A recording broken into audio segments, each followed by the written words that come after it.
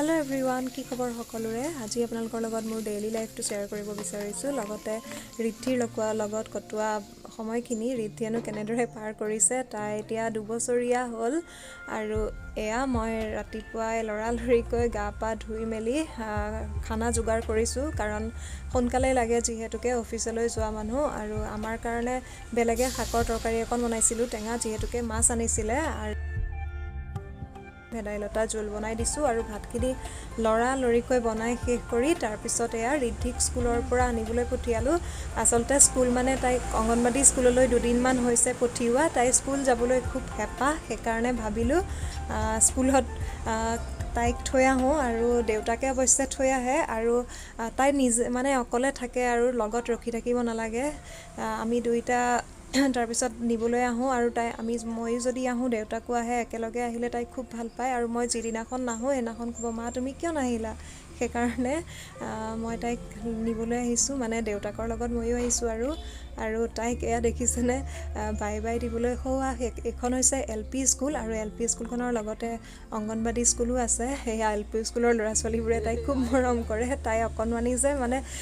স্কুলৰ অঙ্গনবাড়ী স্কুলখনৰ ভিতৰত তাইয়ে কণমানি সেইকাৰণে আৰু বিৰাট ফূৰ্তি আমাৰ দুইটাকে দেখা পাই নিজে আৰু বাহিৰলৈ ওলাই আহিলে তাৰ পিছত মই এয়া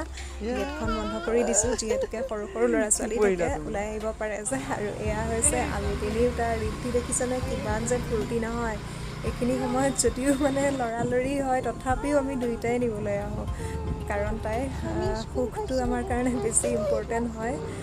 সেইকাৰণে আৰু যে তাই এই পিঠিত বেগ লৈ যোৱা এটা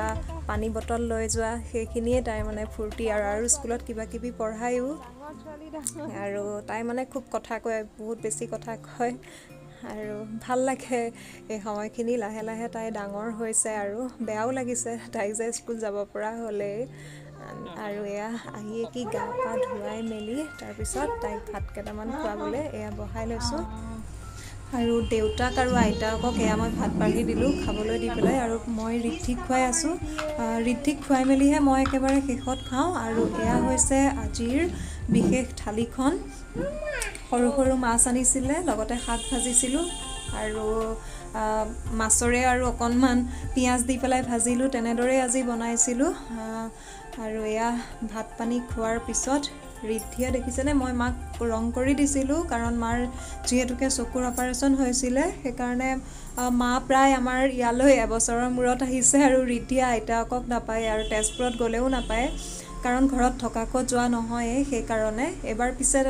ৰিদ্ধিয়ে পাইছিলে বাৰু আইতাকক আমাৰ ঘৰত থকাকৈ লৈ আহিছিলোঁ তাৰপিছত এয়া মই মাক ৰং কৰি দিয়াৰ কাৰণে ৰিদ্ধিকো লগাবলৈ লাগে সেইকাৰণে মই পিন্ধা গ্লভছবোৰকে দি ৰিদ্ধিক অকণমান লগাবলৈ দিলোঁ মুঠতে আজিকালি আমি যি কামেই নকৰোঁ কিয় ৰিদ্ধিক কৰিবলৈ লাগিবই আৰু তেতিয়া আঁচুৰি দিব লাগিব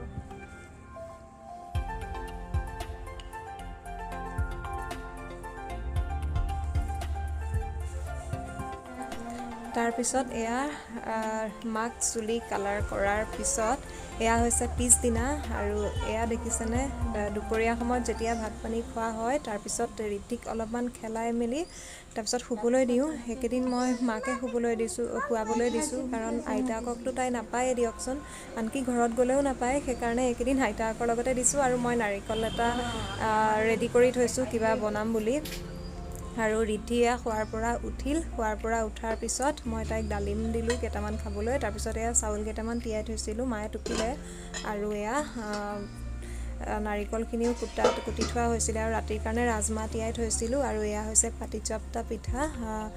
ভণ্টি এজনীয়ে দিছিলে মৰমতে আৰু এয়া আবেলি সময়ত পাৰ্কলৈ লৈ গ'লোঁ কিন্তু পাৰ্কখন বন্ধ আছিল সোমবাৰে বন্ধ থাকে হেনো তাৰপিছত সেইকাৰণে দেউতাকৰ অফিচলৈকে লৈ গ'লোঁ আৰু আহিয়ে কি মই বনালোঁ এয়া লাৰুৰ কাৰণে মানে চুজি কেইটামান ভাজি ল'লোঁ তাৰপিছত নাৰিকল ভাজিলোঁ গুড়ৰ সৈতে বনাম তাৰপিছত এয়া দেউতাকে যেনিবা আমি ৰাস চাবলৈ যাম বুলি গৰম কাপোৰ উলিয়াইছিলে সেইকাৰণে মোৰ দেখিছেনে চুৱেটাৰ এটা ৰিদ্ধিক পিন্ধাই দিছে আৰু ৰিদ্ধিৰ যে ইমান ফূৰ্তি নহয় তাইৰ ডান্স চাবচোন আৰু এনেদৰেই আমাৰ দিনবোৰ খুব ধুনীয়াকৈ পাৰ হৈ গৈ আছে আপোনালোকৰ আশীৰ্বাদত আৰু ঠিক আছে তেনেহ'লে আজিৰ এই ব্লগটো ইমানতে সামৰিলোঁ বাই বাই আৰু ৰিদ্ধিৰ ডান্সটো চাব দেই